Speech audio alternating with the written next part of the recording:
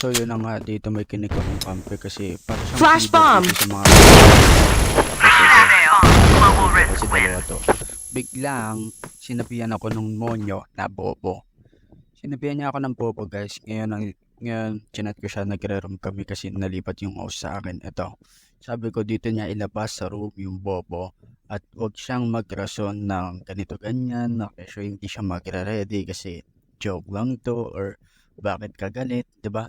Ganyan, dito sa lobby ng room nagpapalitan kami ng mga salita rito na mag-ready siya kasi gigil ako sa mga ganung tao na alam mo yun, pinachamba ka lang tapos galit na galit ka sa akin.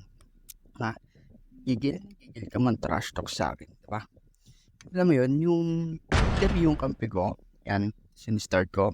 Kapag agree ako sa mid to mid, tapos yan, start natin. Ito na yung start ng game. Yan. Ayan siya, si Monyo. So, nandito ako, tapos nahanap ko kung anong pwede kong gamitin yung gamit. Pare kasi ito yung 5 star at konti lang yung mga magagandang pwedeng magamit dito na may magagandang features like fast reload, mas masakit na hit, di ba? So, I'm going B-side sa round na to. Kasi B-side is my favorite side here in B or in Black Widow. Tas yung nauto ko siya na mid to mid, hinahanap niya ako. Men, hindi ka tanga. Saan ka nakakita na search and destroy or destruction mode na mid to mid basis ang laban? May C4 ako. May C4 ka niyan, kunwari. Mid to mid basis. Bobo ka. Hindi ka magtatanim ng C4. Hindi ka magde-defuse. Yan, dito sa B-side, nasa window B ako. May nag-smoke. So, ang ginawa ko, nakiramdam ako. Tapos, nagpato ako ng flashbang. Kasi, nakashift yan maglakad. Possible kasi walang FPS na naririnig. Pwede nang granada kasi check kung ano, nandiyan ba siya ang galakas. And so far, hindi siya tinamaan kasi nagtago siya. Tapos yan, sabi ko, asa. Skin siya, gaya. Trash talk lang tayo, man. Tapos yan, going B-side ulit ako. Then, alam kong dito niya ako pupuntahan. Ayan, narinig ko na nga yung footstep niya. Last round, looking B-side. So, possible, dyan siya lalabas. Ayan, napatay ko siya. Sabi ko dead. Nag-reason siya na VIP, CS lang daw. Huwag siyang mag-reason ka ako. At saka nasa na yung ingay niya na binabobo niya ako. Diba? Siya mag-reason. So, I'm going B-side again. And alam kong pupunta to ng B-side eh. Kasi babawi ito. Ngayon, nagrarason siya ng FS. Men, hindi ko problema kung may headset ako or earphone na gamit. At ikaw wala. Huwag ka magrarason sa akin. Kasi, ayan, lag ako dyan. Nakita niya naman yung sa video, diba? Biglang, boom, lumipad, diba? Naglag ako niyan kasi unstable ang net ko ng mga ganitong oras. Mga 9 p.m. to 10 p.m. ganun. Nag-unstable. Tapos sabi ko, huwag siya magrason kasi piso net boy siya. Kasi niya wala daw siyang HS. Di raw niya ginagamit or sinusunod. Men, kaya nga diba? Kaya nga provided ng computer shop yung headset para gamitin mo. Hindi mo gagamitin tapos magrarason ka sa akin na ganito. Iiyak ka sa akin na ganito. Naka headset ako, naka earphone ako, diba? Tapos yan, nagplat ako dito ng C4 sa A-side. Ito, alam niyang taguan yun. Kaya dito, yan, narinig ko yung footstep niya, inabangan ko siya sa talon. Patay ka, men. Diba? Inasar ko siya talon. Napakatuloy. Sinabihan ko siya rito na i-content ko siya, guys. Tignan niya mangyayari. Yan. Tignan niya mangyayari. Diba? Nag-chat ako. Hey, ba't ka Bobo sa bahay, bobo sa school, hanggang dito bobo ka pa rin? Bobo ka! Tanggap ko yun! Come on, you bakit? Why? Diba? Bigla ka nag-left mo nyo, nasa na yung ingay mo, diba? Ingay mo kanina eh. Tapos, diba? Ganyan, nag-left. Ang sabi niya rito sa lobby, tawag niya ito, hindi raw siya talo, ganyan, hindi raw counted yun. Ganun siya, ang dami niya sinasabi, bobo raw ako, bobo pa rin daw talaga ako. O, sabi ko, pero talo ka, diba? Ganyan yung mga trash talk sa kanya. Sabi ko, sino mas bobo, diba?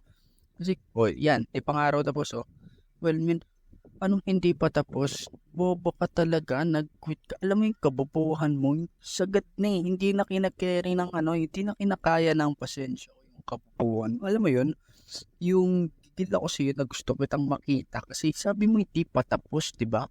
Hindi pa tapos, gusto kitang makita. Tapos, tektusan ko yung bumbunan mo, di ba?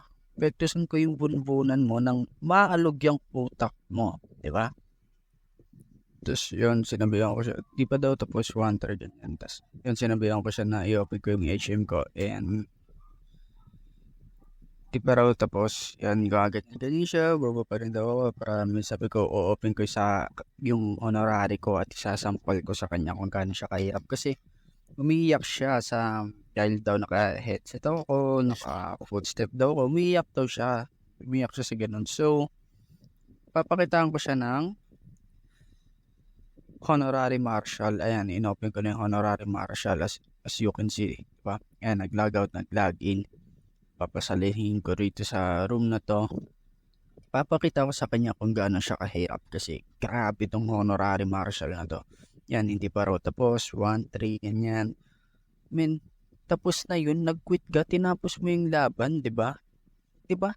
Yung katangahan mo sa galipukin ng ina, hindi ko na kinakaya. Yung katangahan mo, nare-reach na yung level ng pukin ng ina. Shit.